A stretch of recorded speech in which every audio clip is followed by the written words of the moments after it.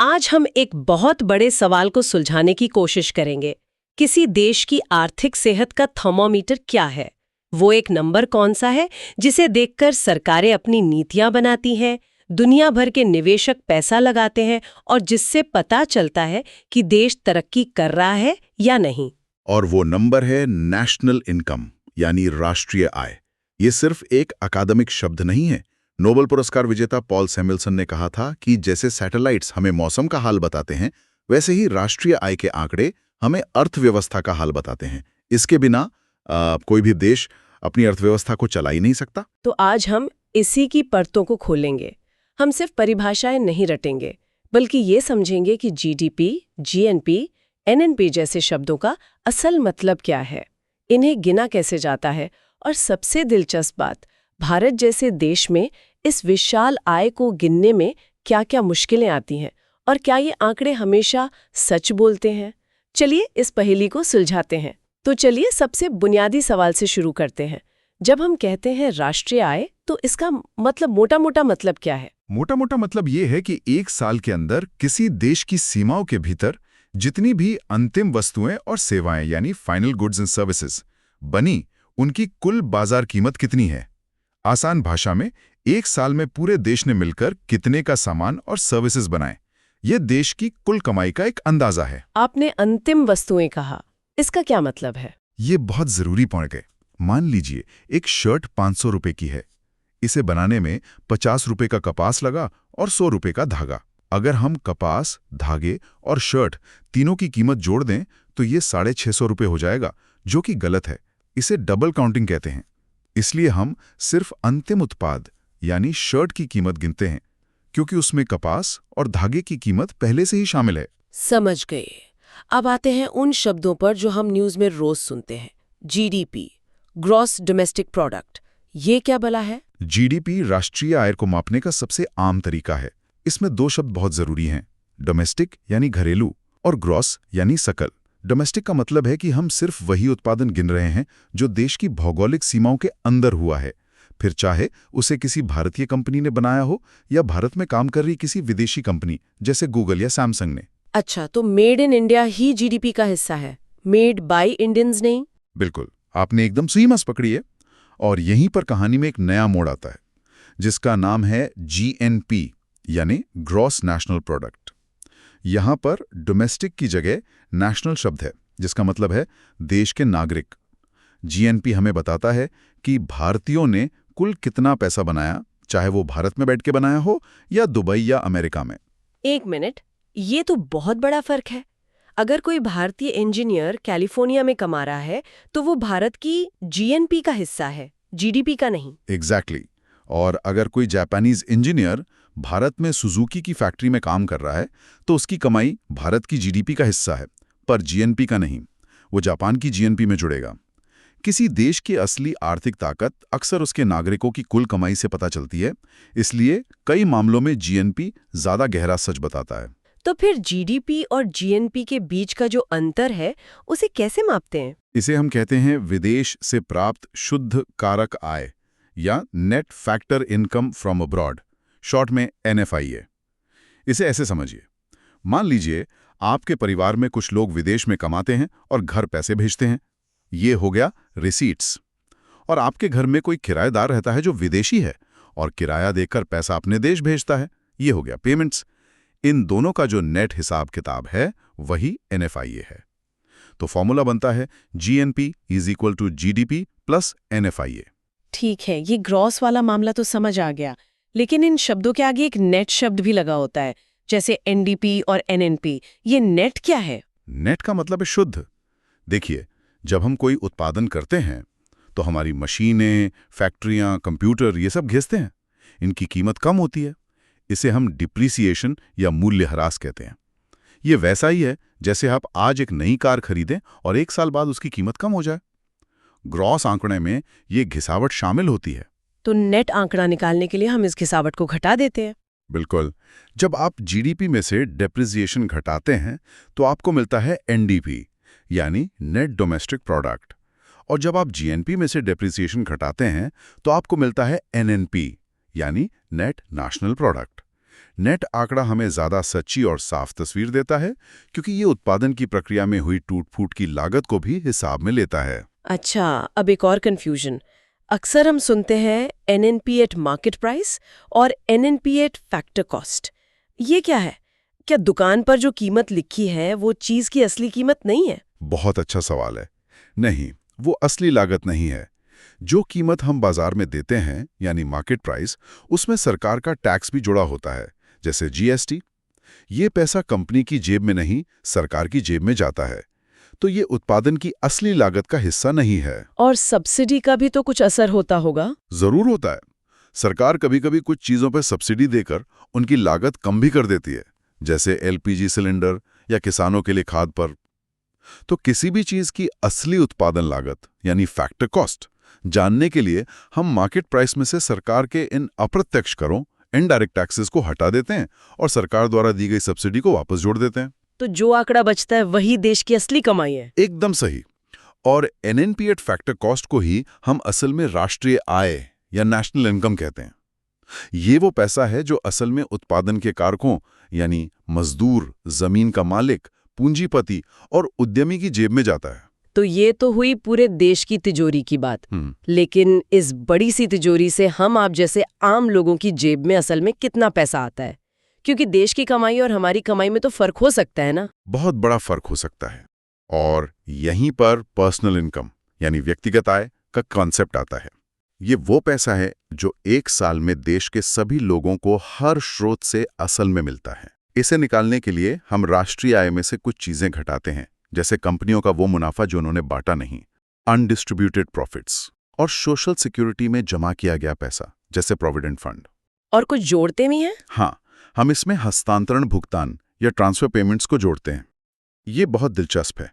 Transfer payments वो पैसा है जो सरकार लोगों को देती है, लेकिन उसके बदले में कोई काम नहीं लिया जाता, जैसे बुढ़ापा पेंशन, बेरोजगारी भत्ता या स्कॉलरशिप। ये देश के उत्पादन का हिस्सा नहीं है, इसलिए राष्ट्रीय आय में नहीं गिने जाते, पर ये लोगों की जेब में तो आते हैं, इसलिए पर्सनल इनकम का हिस्सा है।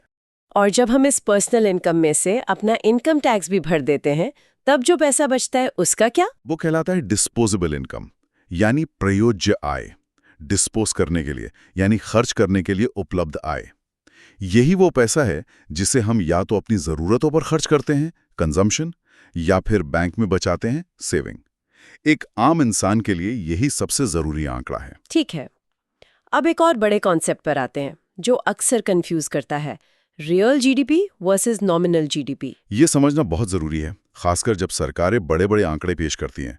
नॉमिनल GDP का मतलब है जब हम GDP को आज की मौजूदा कीमतों, करंट प्राइसेस पर मापते हैं। इसमें एक बड़ी समस्या है महंगाई। अरे वाह! तो इसका मतलब नॉमिनल GDP तो हमें धोखा भी दे सकती है। हो सकता है देश में उत्पादन उतना ही हुआ हो, पर सिर्फ महंगाई बढ़ने से GDP का आंकड़ा आसमान छू जाए और सरकार अपनी पीठ थपथपाने लगे। आपने बिल्कुल सही पकड़ा। यही होता है, महंगाई का एक भ्रम पैदा होता है। इसी भ्रम को दूर करने के लिए अर्थशास्त्री रियल GDP का इस्तेमाल करते हैं। इसमें हम GDP को आज की कीमतों पर नहीं, बल्कि किसी एक आधार वर्ष यानी बेस ईयर की स्थिर कीमतों, कांस्टेंट प्राइसेस पर मापते हैं। इससे हमें पता चलता है कि उत्पादन असल में कितना बड़ा है, कीमतों का असर हटाने के बाद। देश की तरक्की का सही पैमाना रियल GDP ही है। और इस महंगाई के असर को मापने का कोई तरीका है? हाँ, उसे GDP डिफ्लेटर कहते हैं। ये नॉमिनल GDP और रियल GDP का अनुपात है। ये हमें पूरी अर्थव्यवस्था में औसत मूल्य वृद्धि के बारे में बताता है। ये महंगाई को मापने का एक बहुत व्यापक तरीका है। चलिए अब सबसे बड़े सवाल पर आते हैं। हमने ये सब कॉन्सेप्ट्स तो समझ लिए, लेकिन असल में कोई इतनी बड़ी चीज को गिनता कैसे है? देश की पूरी आय को मापने के तरीके क्या हैं? सिद्धांत रूप में इसे मापने के 3 तरीके हैं और तीनों से जवाब एक ही आना चाहिए, क्योंकि अर्थव्यवस्था एक सर्कुलर फ्लो में काम करती है। एक का खर्च दूसरे की आय होता है और आय उत्पादन से आती है। इसलिए output equals income equals expenditure. ये 3 तरीके 3 अलग अलग नजरिए हैं। पहला नजरिया क्या है? पहला है उत्पादन विधि या प्रोडक्शन मेथड, जिसे वैल्यू एडेड मेथड भी कहते हैं। इसमें हम देश के सभी क्षेत्रों, खेती, इंडस्ट्री और सर्विसेज में हुए कुल उत्पादन की कीमत को जोड़ देते हैं। जैसा हमने पहले बात की थी, इसमें डबल काउंटिंग से बचने के लिए या तो सिर्फ अंतिम उत्पाद का मूल्य लेते हैं या हर स्टेज पर जो वैल्यू ऐड हुई है उसे जोड़ते हैं। दूसरा तरीका है आय विधि या इनकम मेथड। ये उत्पादन के दूसरे पहलू को देखता है। अगर देश में 100 रुपए का उत्पादन हुआ है तो वो 100 रुपए किसी ना किसी की जेब में आय बनकर गए होंगे। तो इस तरीके में हम सभी की आय को जोड़ देते हैं, मजदूरों की मजदूरी और वेतन, जमींदारों का किराया, पूंजीपतियों का ब्याज और उद्यमियों का मुनाफा। इन सब को जोड़ने पर भी हमें राष्ट्रीय आय मिल जाती है। और तीसरा तरीका जाहिर है खर्च का होगा। बिल्कुल, व्यय विधि या एक्सपेंडिचर मेथड। इसका तर्क ये है कि अगर 100 रुपए की आय हुई है तो वो 100 रुपए कहीं ना कहीं खर्च भी हुए होंगे। तो इसमें हम देश में हुए कुल अंतिम खर्च को जोड़ते हैं। इसका एक मशहूर फॉर्मूला है C+I+G+X-M। चलिए इसे तोड़ते हैं। सी मतलब? सी है कंजम्पशन, यानी हम और आप जैसे लोगों का निजी खर्चा। आय है इन्वेस्टमेंट, यानी कंपनियों द्वारा नई फैक्ट्री या मशीनरी पर किया गया खर्चा। जी है गवर्नमेंट स्पेंडिंग, यानी सरकार का खर्चा, जैसे सड़कें बनाना या सैलरी देना। और X-M है नेट एक्सपोर्ट्स, यानी हमने दुनिया को कितने का सामान बेचा एक्सपोर्ट और उनसे कितने का खरीदा इंपोर्ट, उसका अंतर। सुनने में तो ये सब बहुत सीधा और तार्किक लगता है, लेकिन भारत जैसे विशाल और जटिल देश में इसे असल में मापना कितना मुश्किल होता होगा। बहुत ज्यादा मुश्किल। भारत में कई अनूठी चुनौतियां हैं। पहली और सबसे बड़ी है गैर मौद्रिक क्षेत्र, यानी नॉन मोनेटाइज्ड सेक्टर। आज भी गांव में बहुत सारा लेन देन वस्तु विनिमय यानी बार्टर सिस्टम से होता है। किसान ने मजदूर को मजदूरी में पैसे की जगह अनाज दे दिया। अब इस अनाज की कीमत राष्ट्रीय आय में कैसे जोड़ें, इसका सही हिसाब लगाना लगभग नामुमकिन है। और उन सेवाओं का क्या जिनका कोई पैसा ही नहीं देता, जैसे घर में एक माँ या गृहिणी का काम? ये एक बहुत ही संवेदनशील और बड़ी चुनौती है। एक गृहिणी द्वारा प्रदान की जाने वाली सेवाओं का कोई मौद्रिक मूल्य नहीं आंका जाता, इसलिए उन्हें राष्ट्रीय आय में शामिल नहीं किया जाता, जबकि उनका योगदान परिवार और समाज की नींव है। ये जीडीपी की एक बहुत बड़ी वैचारिक सीमा है कि वो इस इनविजिबल वर्क को नहीं पहचानता। इसी तरह तस्करी या जुए जैसी अवैध गतिविधियों से होने वाली आय को भी शामिल नहीं किया जाता। डेटा इकट्ठा करने में भी तो समस्याएं आती होंगी। बिल्कुल, सांख्यिकी समस्याएं बहुत हैं। भारत का एक बहुत बड़ा हिस्सा असंगठित क्षेत्र, अनऑर्गेनाइज सेक्टर में काम करता है। रेडी पटरी वाले, छोटे किसान, दिहाड़ी मजदूर, इनकी सही आय का पता लगाना बेहद मुश्किल है। डेटा अक्सर अविश्वसनीय और अपर्याप्त होता है। मुझे याद है एक बार एक सर्वे टीम गांव में कुम्हार की आय का पता लगाने गई थी। अब वो अपने आधे घड़े शहर में बेचता था, कुछ घड़े अनाज के बदले गांव में ही दे देता था और कुछ घर में खुद इस्तेमाल करता था।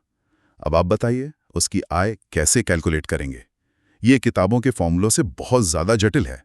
तो इतनी सब चुनौतियों और सीमाओं के बावजूद हम राष्ट्रीय आय को इतना महत्व क्यों देते हैं? क्योंकि इन सीमाओं के बावजूद यह हमारे पास सबसे अच्छा उपलब्ध साधन है। इसका महत्व कई गुना है। सबसे पहले ये नीति निर्माण में मदद करता है। सरकार को कैसे पता चलेगा कि टैक्स बढ़ाना है या घटाना है या कहाँ निवेश करना है? वो राष्ट्रीय आय के डेटा को ही देखती है। जी। दूसरा, ये आर्थिक योजना के लिए रीढ़ की हड्डी है। पंचवर्षीय योजनाओं से लेकर आज तक हर योजना का लक्ष्य जीडीपी ग्रोथ से ही जुड़ा रहा है। और अंतर्राष्ट्रीय स्तर पर भी इसकी भूमिका है। हाँ, विभिन्न देशों के जीवन स्तर की तुलना करने के लिए हम प्रति व्यक्ति आय यानी पर कैपिटा इनकम का इस्तेमाल करते हैं। हालांकि ये हमेशा सही नहीं होता, पर एक मोटा-मोटा अंदाजा देता है। साथ ही इससे हमें आय के वितरण का भी पता चलता है कि देश की कमाई खेती, उद्योग और सेवा क्षेत्र में कैसे बढ़ रही है। यहीं पर मेरा आखिरी और शायद सबसे जरूरी सवाल आता है, क्या जीडीपी या पर कैपिटा इनकम को आर्थिक कल्याण यानी इकोनॉमिक वेलफेयर का सही पैमाना माना जा सकता है? क्या ज्यादा जीडीपी का मतलब हमेशा ज्यादा खुशहाली होता है? नहीं, बिल्कुल नहीं। ये जीडीपी की सबसे बड़ी आलोचना है। इसकी कई गंभीर सीमाएं हैं। मान लीजिए एक देश का जीडीपी बहुत ज्यादा है क्योंकि वो हथियार और युद्ध का सामान बना रहा है, तो क्या उसके नागरिक ज्यादा खुशहाल हैं? शायद नहीं। दूसरा, जीडीपी विकास की प्रक्रिया में पर्यावरण को हुए नुकसान जैसे कटते जंगल और प्रदूषित नदियां को नहीं गिनता। और आय की असमानता का मुद्दा भी तो है। बिल्कुल, हो सकता है देश की प्रति व्यक्ति आय अच्छी दिखे, लेकिन असल में देश की 90% दौलत सिर्फ 10% लोगों के हाथ में हो। जीडीपी हमें आय के इस असमान वितरण के बारे में कुछ नहीं बताता। एक कमरे में अगर 99 गरीब लोग हों और एक अरबपति आ जाए, तो उस कमरे की औसत आय लाखों में हो जाएगी। पर क्या इससे बाकी 99 लोगों की हालत सुधर गई? नहीं। इसीलिए अब PQLI physical quality of life index जैसे बेहतर संकेतक विकसित किए गए हैं, जो सिर्फ आय नहीं बल्कि जीवन प्रत्याशा और साक्षरता जैसे कारकों को भी शामिल करते हैं। तो आज के इस चर्चा का सार ये है कि राष्ट्रीय आय किसी देश के आर्थिक स्वास्थ्य का एक जरूरी लेकिन अपूर्ण एक्सरे है। हमने जीडीपी और जीएनपी के बीच के फर्क को समझा, यानी देश में उत्पादन बनाम देशवासियों द्वारा उत्पादन। हमने इसे मापने के 3 नजरियों उत्पादन, आय और खर्च को जाना। और सबसे जरूरी, हमने ये समझा कि भारत में इन आंकड़ों को इकट्ठा करना कितना जटिल है और ये आंकड़े हमेशा खुशहाली का आईना नहीं होते। याद रखने वाली मुख्य बातें हैं प्रमुख फॉर्मूले जैसे GNP equals to GDP plus NFIA, और ये कि एनएनपी एट फैक्टर कॉस्ट ही असल में राष्ट्रीय आय है। साथ ही ये समझना भी महत्वपूर्ण है कि रियल जीडीपी ही तरक्की की सही तस्वीर दिखाती है, नॉमिनल जीडीपी नहीं। और हमें जीडीपी के आंकड़ों को हमेशा एक आलोचनात्मक नजरिए से देखना चाहिए। अंत में सुनने वालों के लिए एक विचार। जैसे जैसे हमारी अर्थव्यवस्था डिजिटल होती जा रही है, जिसमें गिग वर्कर्स, यूट्यूबर्स और ऑनलाइन क्रिएटर्स का योगदान बढ़ रहा है, उसे इन पारंपरिक तरीकों से मापना कितना मुश्किल होता जाएगा। क्या भविष्य में हमें राष्ट्रीय आय की गणना के लिए पूरी तरह से नए तरीकों की जरूरत पड़ेगी? इस पर सोचिएगा जरूर।